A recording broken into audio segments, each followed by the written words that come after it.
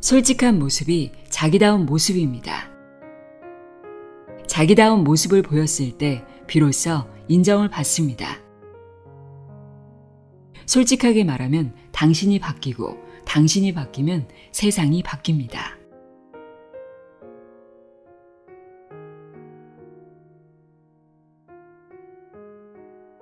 안녕하세요. 나의 소리책갈피 소리내어 읽다입니다. 뭔가 하고 있지 않으면 왠지 불안하고 이 사람 말 저 사람 말에 신경 쓰이고 상처받고 한번 슬럼프에 빠지면 헤어나오기 힘들고 이런 나의 약한 모습들이 점점 싫어진다면 어떻게 해야 할까요? 오늘은 약해지지 않는 강한 마음을 만들어주는 책입니다. 고코로야 진노스케의 약해지지 않는 마음입니다. 저자는 심리 전문 카운슬러이자 450만 부의 밀리언셀러 작가이고 한 달에 1000만 명이 방문하는 심리 상담 분야의 인기 블로거입니다. 평범한 대기업 직장인으로 20년간 일한 저자는 자신의 지친 마음을 치유하고자 심리학을 공부하다 심리 상담사가 되었다고 합니다. 이 책에는 자신이 경험하고 체험한 이야기들이 담겨 있는데요. 경험을 바탕으로 하고 있어서 그런지 마음에 와닿는 내용들, 공감되는 내용이 많았습니다.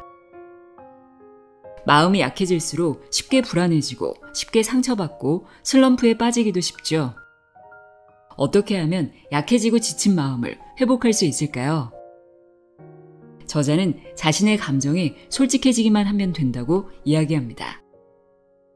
그런데 자신의 감정이 솔직해진다는 게 말처럼 쉽지는 않은데요.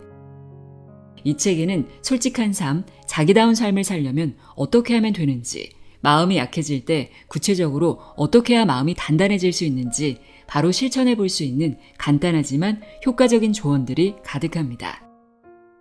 그 중에서도 내가 보는 성격과 타인이 보는 성격이 다르다는 것, 최악의 사건도 최고의 경험으로 만들어주는 간단한 말습관, 상대를 바꾸려 하지 않는 순간 상대가 변하기 시작한다는 내용 등이 특히 좋았습니다.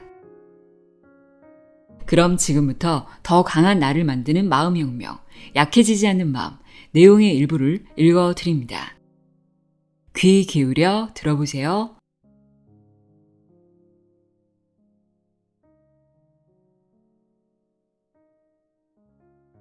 나는 왜 자꾸만 화가 날까?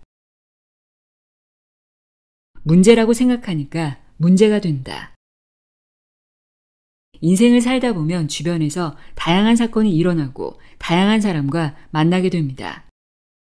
그들 중에는 왠지 꺼려지는 사람도 있고 내게 애를 먹이는 사람도 있고 무작정 싫은 사람도 있기 마련입니다.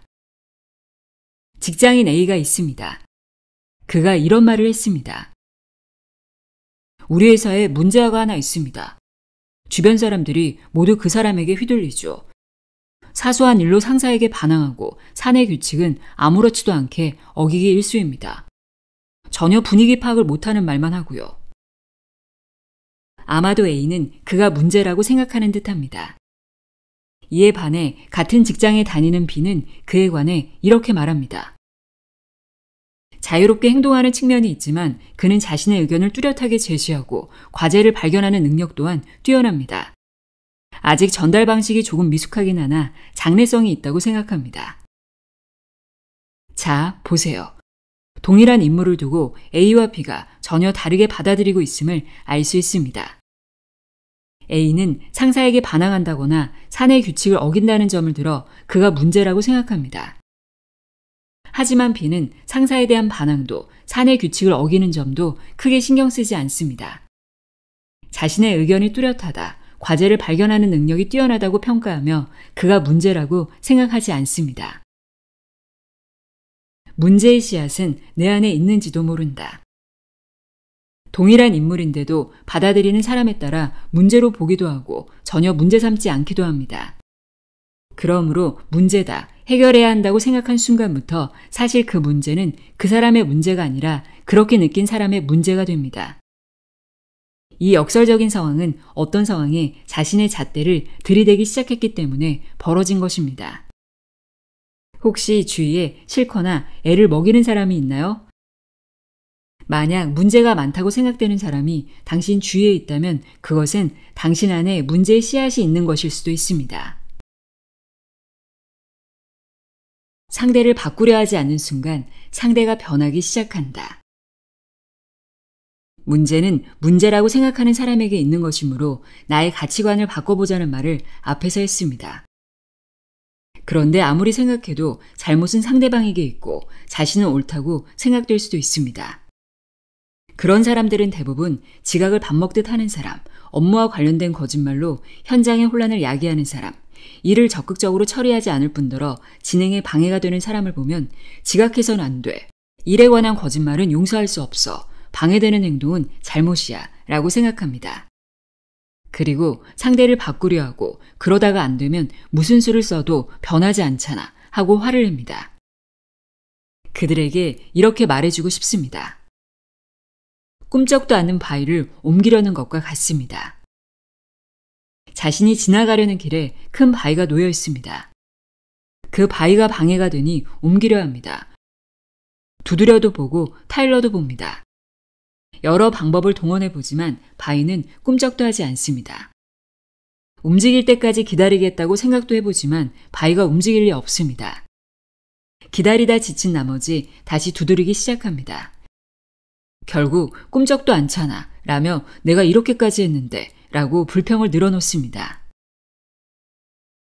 꿈쩍 않는 바위를 굳이 옮기려 하지 마라. 움직이지 않는 바위를 눈앞에 두고 이렇게 행동하는 사람이 있다면 어떤 말을 해줘야 할까요?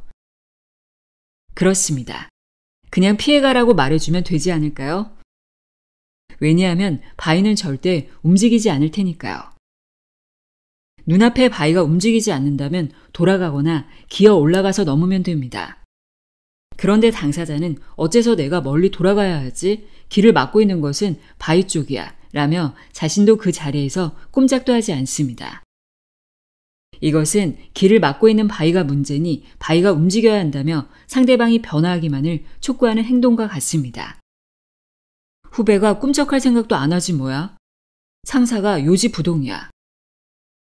이런 생각이 든다면 다른 방법은 찾지 않고 바위가 움직이기만 기다리고 있는 사람이 바로 자신은 아닌지 한번 의심해 보세요. 인간관계에 애를 먹는 사람들에게 조언을 할 때 이처럼 나는 항상 다른 사람을 바꾸려 하지 말고 나 자신이 바뀌면 된다 라고 말합니다. 심리 상담사 일을 막 시작했을 때는 나는 내담자에게서 바위가 움직여주길 기다리는 사람이라는 느낌을 자주 받곤 했습니다. 따라서 스스로 변하지 않으면 안 됩니다. 이렇게 하는 것이 좋겠습니다. 하고 조언했습니다. 하지만 어떤 말을 해도 사고방식을 절대 바꾸려 하지 않는 사람이 있습니다. 실행으로 옮기려 하지 않는 사람도 있습니다. 스스로가 변하면 상대도 변하지 않을까요? 라고 조언해도 자신을 바꾸려 하지 않는 사람을 보면 조바심이 나기도 했습니다. 나를 바꾼다는 것이 쉽지 않아요, 선생님. 이라고 말하는 사람에게 나는 더욱 절실하게 변화를 시도해보세요. 하고 말했습니다. 네, 그렇습니다. 꿈쩍도 않는 바위를 움직이려 한 것은 바로 나 자신이었습니다. 다른 사람이 변하길 바라는 사람을 내가 열심히 변화시키려 했던 것입니다. 그 상태에서는 어떤 것도 달라지지 않습니다. 이 사실을 깨달은 나는 내담자를 움직이려는 시도를 그만두었습니다. 그러자 놀랍게도 내담자가 움직이기 시작했습니다. 정말 믿기지 않는 일이었습니다. 싫어하는 사람이나 불편한 사람, 자신을 애먹이는 사람이 있을 때 그를 변화시키지 않겠다고 생각하는 순간 변화가 찾아옵니다. 일을 빨리 끝내야 한다고 생각하지 말자. 확실한 대답을 들으려 하지 말자. 지각을 개선하려 생각하지 말자.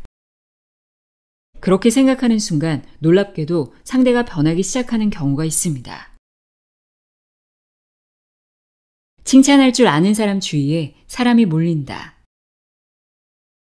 이 심리 상담사라는 일을 하기 전에 나는 후배나 가족, 아이들에게 매우 엄격한 사람이었습니다.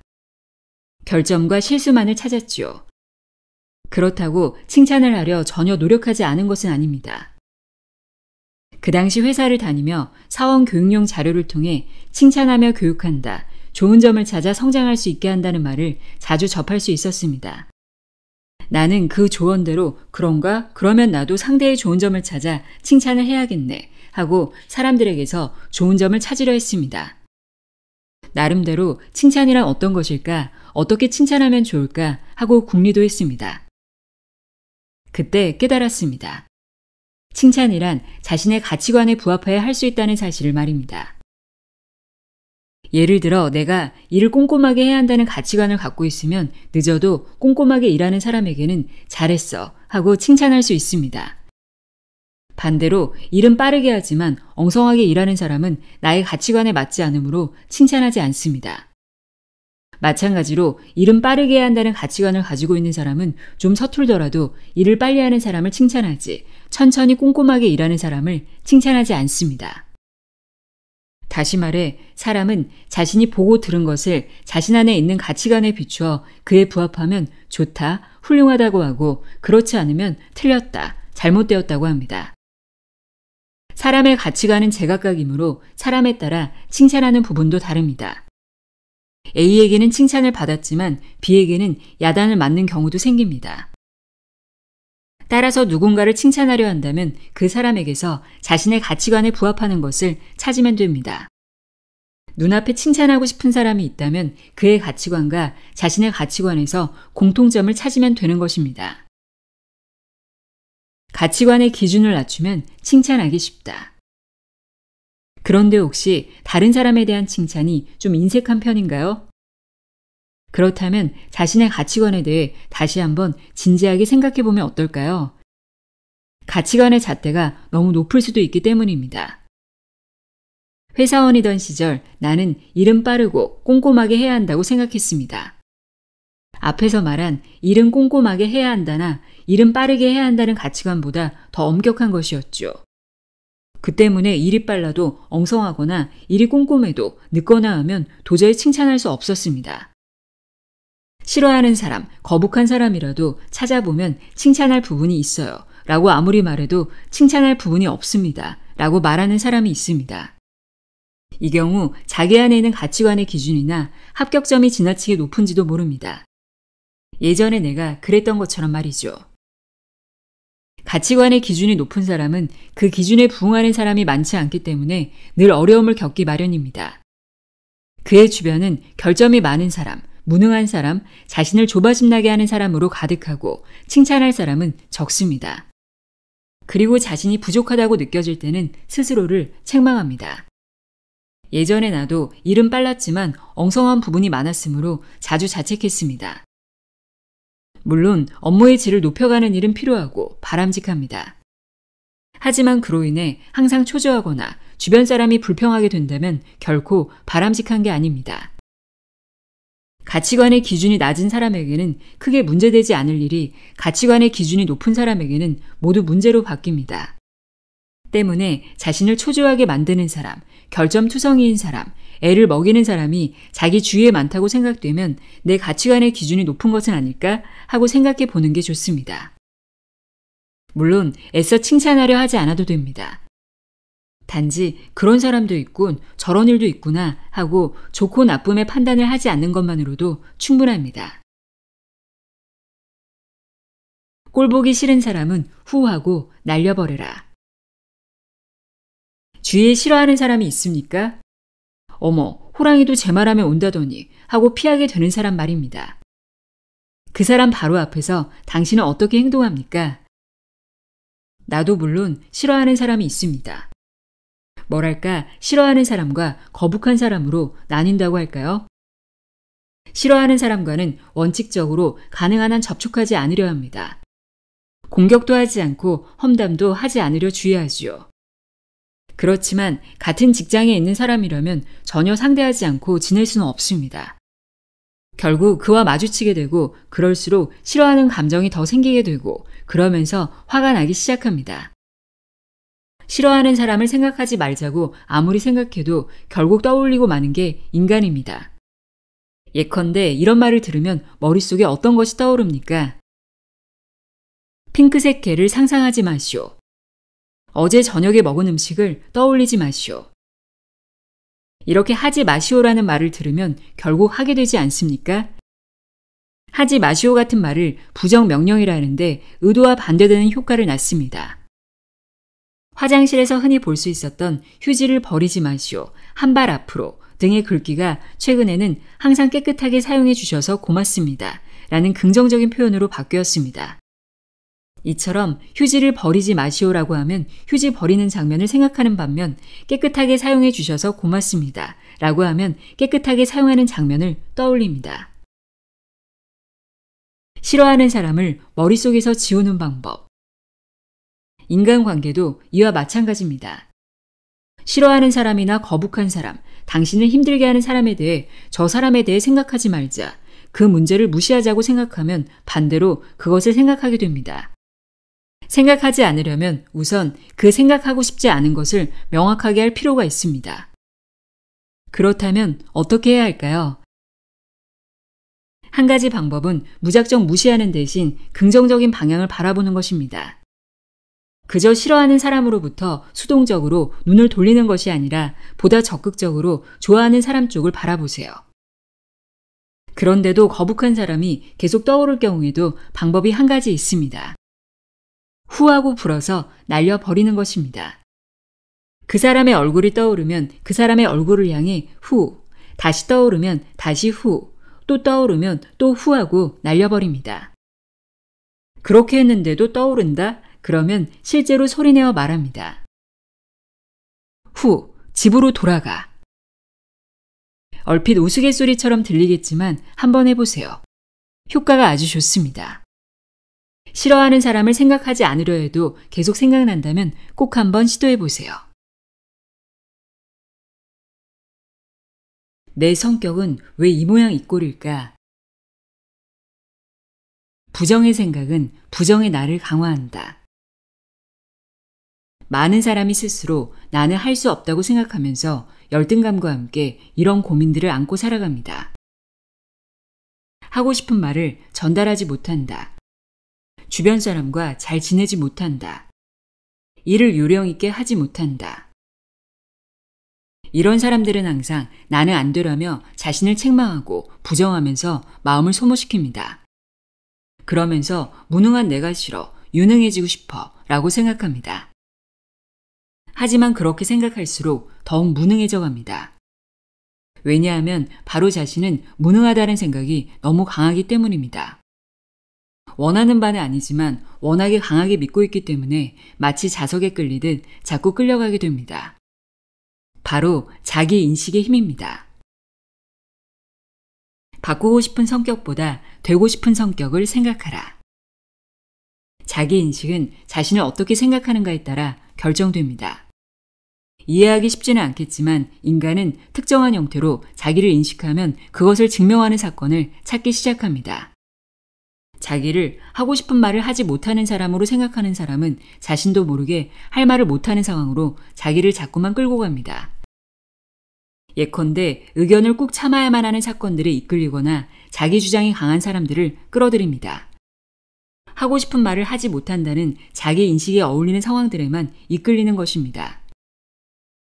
자신을 어차피 주변 사람과 잘 어울리지 못하는 사람이다 라고 생각하는 사람에게는 주변 사람과 잘 어울리지 못하는 것을 증명하는 사건이 자주 발생합니다. 의견이 잘 맞지 않는다거나 싫어하는 사람이 자꾸만 나타나는 것입니다. 자신을 어차피 일을 요령 있게 하지 못한다고 생각하는 사람은 일을 요령 있게 하지 못하는 상황을 마치 일부러 만드는 게 아닌가 싶을 정도로 자꾸만 그런 상황에 빠집니다. 한꺼번에 많은 양의 일을 맡게 된다거나 자신보다 요령 있게 일을 처리하는 사람이 나타나기도 합니다. 이 모두가 하나같이 자신의 자기인식, 다시 말해 나는 이런 사람이다라는 것을 증명하려는 것입니다. 즉, 자신이 강하게 인식하는 자기 모습을 증명해줄 사건을 끌어들이는 것입니다. 그러고는 그것 봐, 맞잖아 하면서 자기 인식을 점점 더 강화해 나갑니다.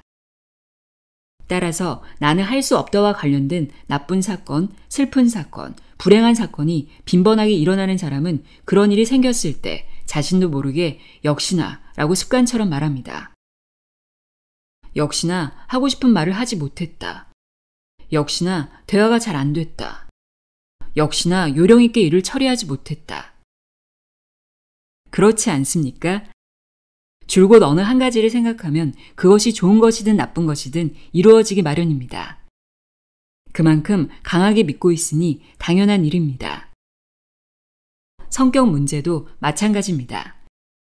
상담실이나 세미나를 찾아오는 사람들 중에서 상당수가 자신의 성격을 바꾸고 싶다고 말합니다. 그들의 말을 들어보면 자신의 성격을 싫어하고 있다는 사실을 알 수 있습니다. 우유부단함을 없애고 싶어요. 화를 참지 못하는 성격을 고치고 싶습니다. 자신감이 없는 성격이 싫어요. 지나치게 낙천적이어서 매사 경솔하게 생각하는 성격을 버리고 싶어요. 그러면서 그들은 대부분 자신이 원하는 성격이 아니라 당장이라도 버리고 싶은 성격만을 이야기합니다. 여기서 한번 생각해 봅시다. 어느 일요일 A는 오늘은 날씨가 좋네, 집에 있고 싶지 않아 라고 말합니다. 어느 일요일 B는 오늘은 날씨가 좋으니 디즈니랜드에 가고 싶어 라고 말합니다. 자, A와 B 중 어느 쪽이 즐거운 휴일을 보냈을까요? 진정으로 성격을 바꾸고 싶다면 잠시 머리를 맞대고 함께 생각해 봅시다. 원하는 성격이 아니라 버리고 싶은 성격에 신경을 집중한다면 좋은 변화가 찾아올까요? 인생이 즐거워질 수 있을까요? 앞에서도 말했듯이 버리고 싶다고 강하게 생각하면 버리고 싶다를 증명하는 상황을 끌어당기게 됩니다. 반면 되고 싶다고 강하게 생각하면 되고 싶다를 증명하는 상황을 끌어당길 수 있습니다. 진정으로 성격을 바꾸고 싶다면 반드시 어떤 성격을 가진 사람이 되고 싶은가를 먼저 생각해 보기 바랍니다. 내가 보는 성격과 타인이 보는 성격은 다르다. 나는 성격은 바꿀 수 있다라는 제목의 이메일 매거진을 발행하고 있습니다.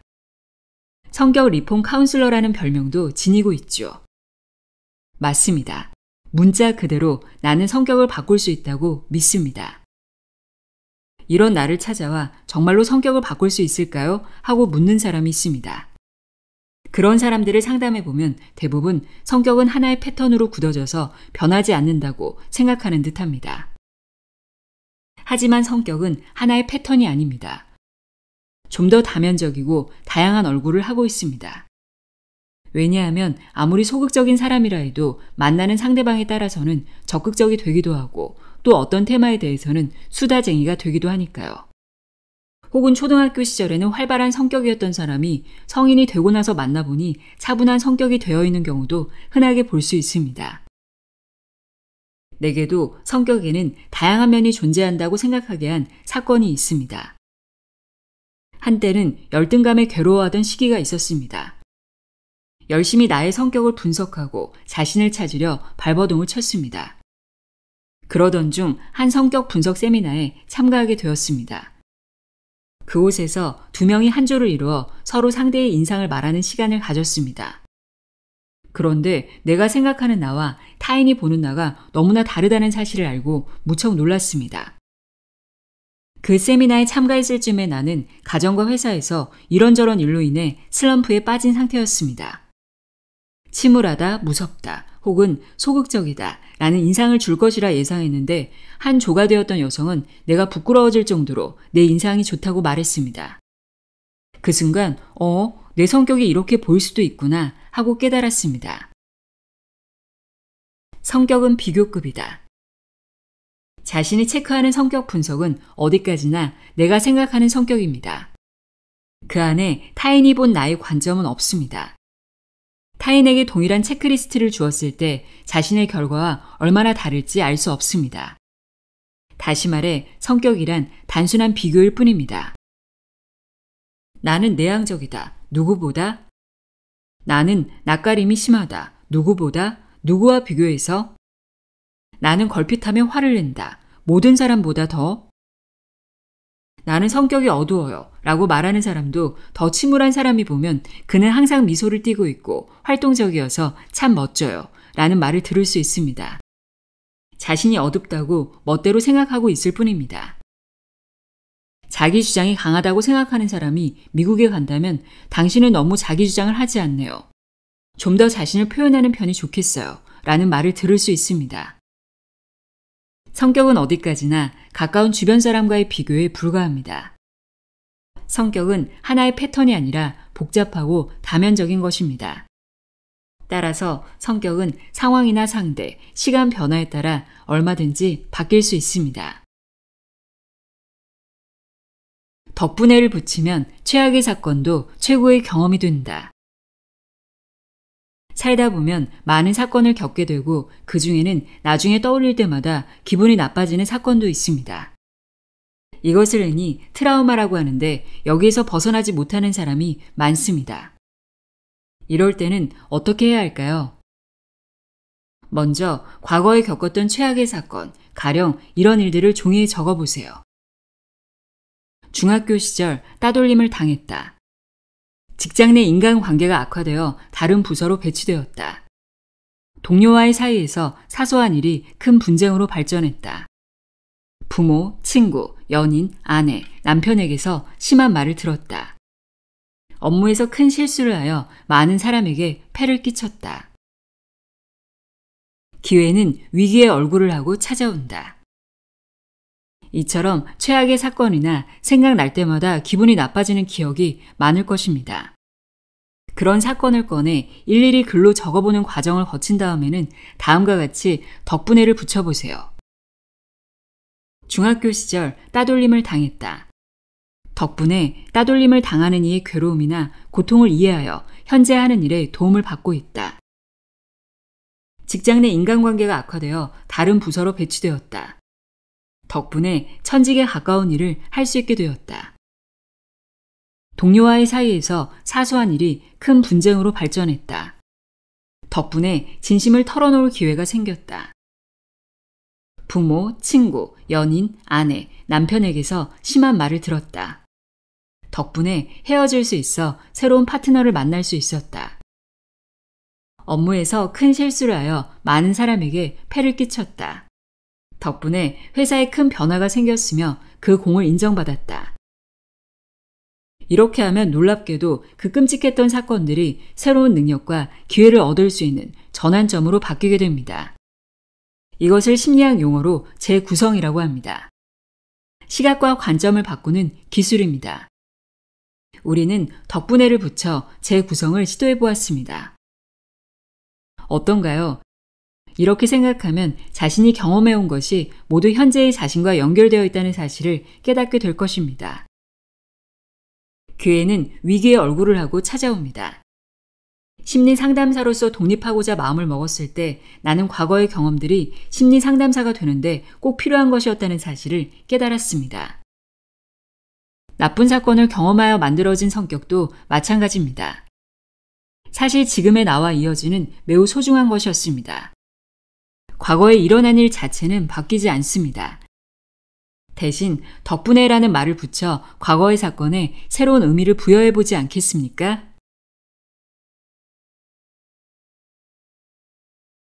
나는 왜 무엇을 해도 잘 안 될까? 내가 나를 함부로 대하면 타인도 나를 함부로 대한다. 깨진 유리창 이론을 들어본 적이 있습니까? 말 그대로 깨진 유리창에 관한 이야기인데 미국 뉴욕 지하철의 치안이 극도로 불안했을 때 이 이론을 활용해 치유한 것으로 유명합니다.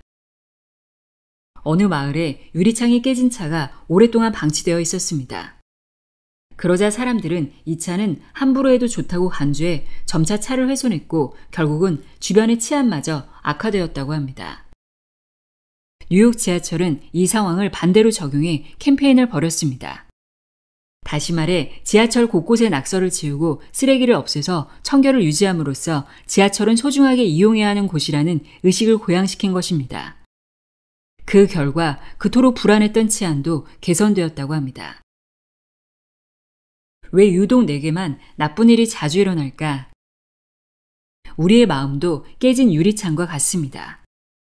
무엇을 해도 잘 안 될 때 사람들은 자신을 결함이 있다, 부족하다, 그러므로 열등하다고 생각하기 쉽습니다.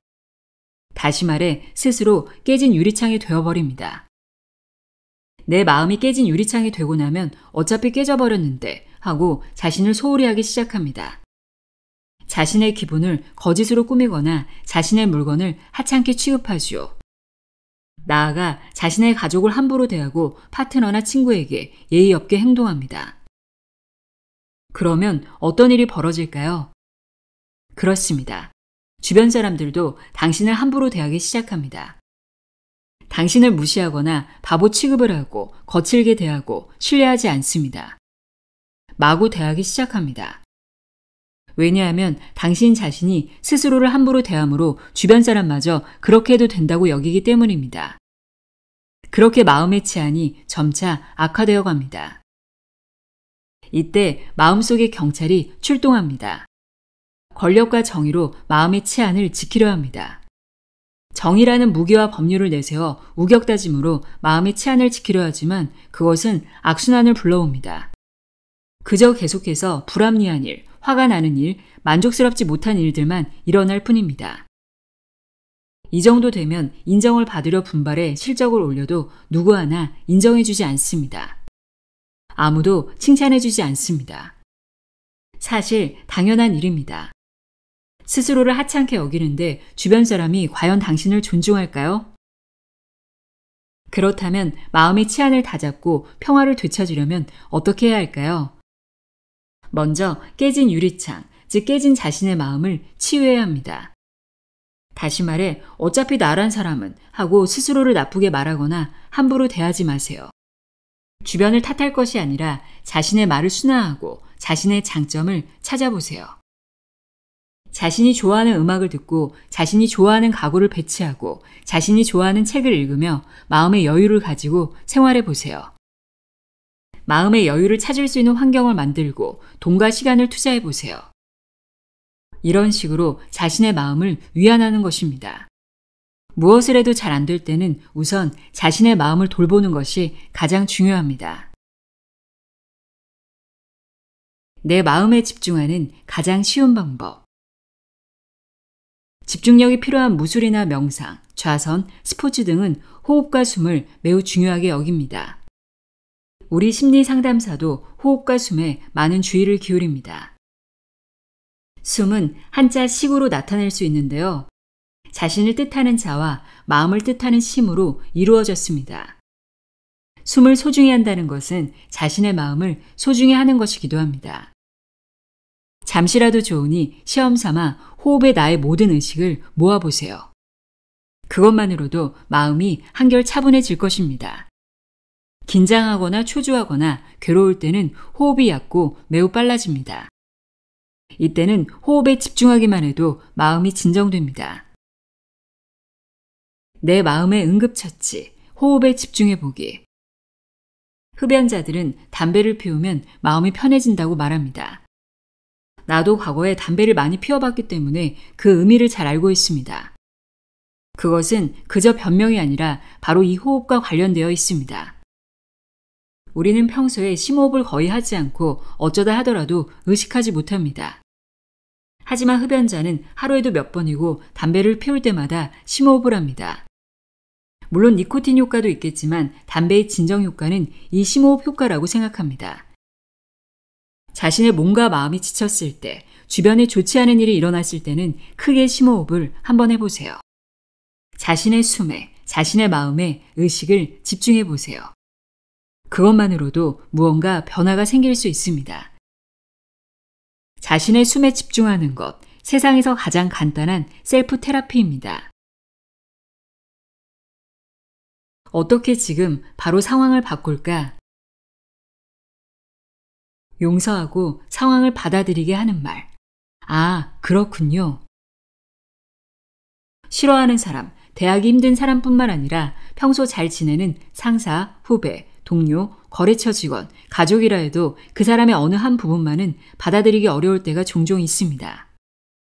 사람에게는 좋은 면도 있고 나쁜 면도 있기 마련이므로 어떻게 할 수 있는 일이 아니라는 사실은 잘 알고 있습니다. 그것을 알고는 있지만 받아들이기는 역시 쉽지 않습니다. 타인의 단점을 받아들이고 용서한다는 것은 매우 어려운 일입니다.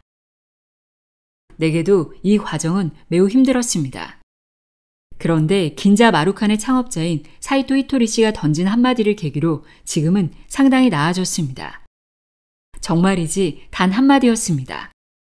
그 한마디는 아, 그렇군요. 알겠습니다. 이 한마디 말이었습니다.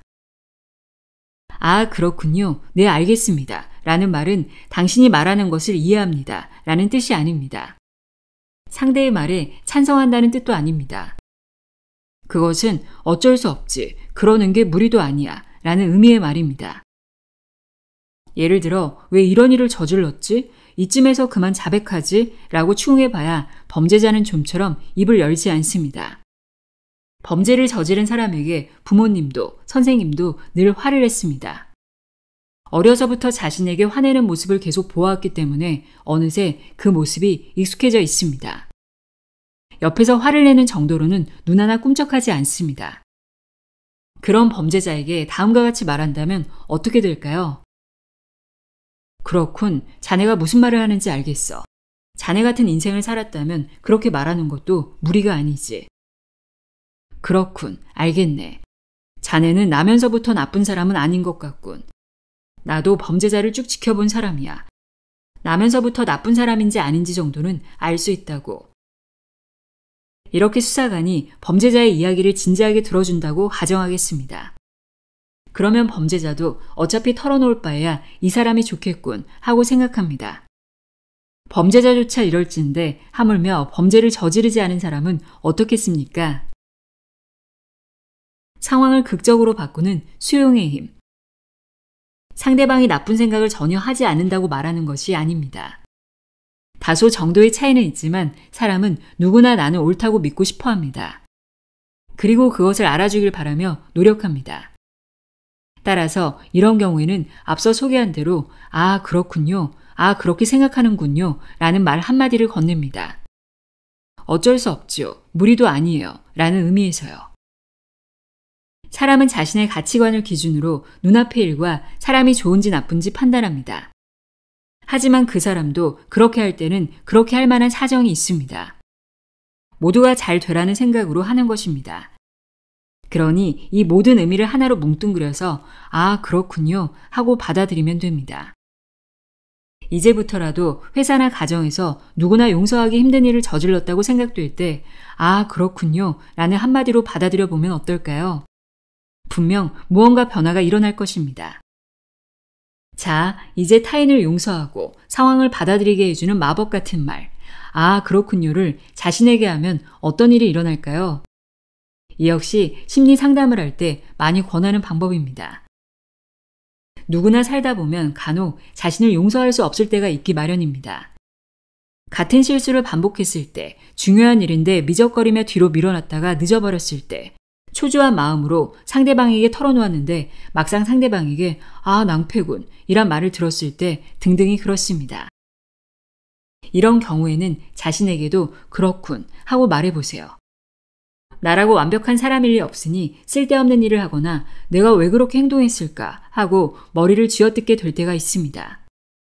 그럴 때 아, 그렇군. 나는 그런 사람이야 라고 자신에게 말하는 것입니다. 좋고 나쁨을 재단하기에 앞서 우선 그렇군. 저질러 버리고 말았네 하고 받아들여 보세요. 후배에게 화내지 말자고 막 마음먹었는데 결국 화를 내고 말았을 때 그렇군. 도저히 용서할 수가 없었나 보군 하고 스스로에게 말하는 것만으로도 마음이 한결 가벼워집니다. 이것은 어떤 의미에서는 수용이라고도 할 수 있습니다. 그렇군 하고 담담히 받아들이는 것, 바로 닫혀있는 마음을 오픈하는 것입니다. 괴로울 때, 힘이 들 때, 끝도 없이 기분이 가라앉을 때 자신에게 그렇군 이라고 속삭이면서 마음을 활짝 여세요. 자신의 잘못을 감추지 말고 온전히 내보이세요. 그렇군. 타인에게도 자신에게도 이 한마디를 해보세요. 그렇군, 망쳐버렸네. 자, 다음에는 분발하자 하고 말입니다. 약해지지 않는 마음을 위해 필요한 단 한 가지. 마음을 소모하지 않기 위해, 약해지지 않는 마음을 기르기 위해 가장 중요한 한 가지. 그것은 바로 분명하게 말하는 것입니다. 하고 싶은 일을 하지 못하고 하고 싶지 않은 일을 할 때 마음이 소모된다고 했습니다. 이것을 바꿔 말하면 하고 싶은 말을 하지 못하고 하고 싶지 않은 말을 할 때 마음이 소모된다고 할 수 있습니다. 당신은 매일 속으로 얼마나 많은 말을 꾹 참고 있습니까? 자신의 솔직한 마음을 얼마나 숨기고 있습니까? 감정을 속으로 삼킬 때마다 내 안에서는 인내가 발휘됩니다. 그리고 그 인내가 스트레스를 만듭니다. 하고 싶은 말을 하지 못함은 인내이고 곧 스트레스입니다. 이것이 마음을 소모시키는 원리입니다. 마음이 약해지게 만드는 메커니즘입니다.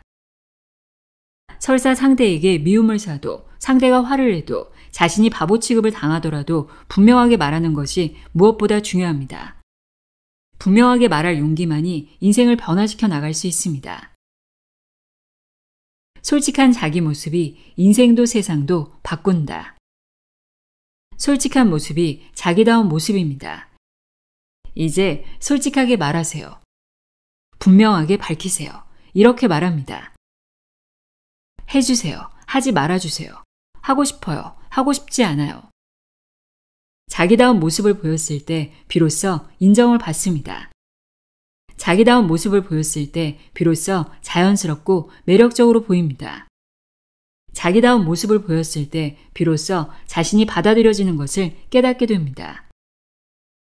노력에 대한 보상을 받지 못했다면 그 이유는 참기만 할 뿐 하고 싶은 말을 하지 않아서, 하고 싶은 것을 하지 않아서, 하고 싶지 않은 일을 해서입니다.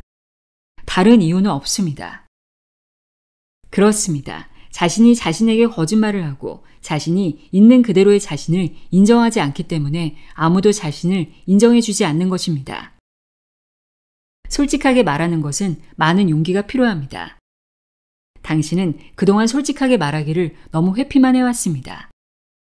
이제 용기를 내세요. 솔직하게 말하면 당신이 바뀌고 당신이 바뀌면 세상이 바뀝니다.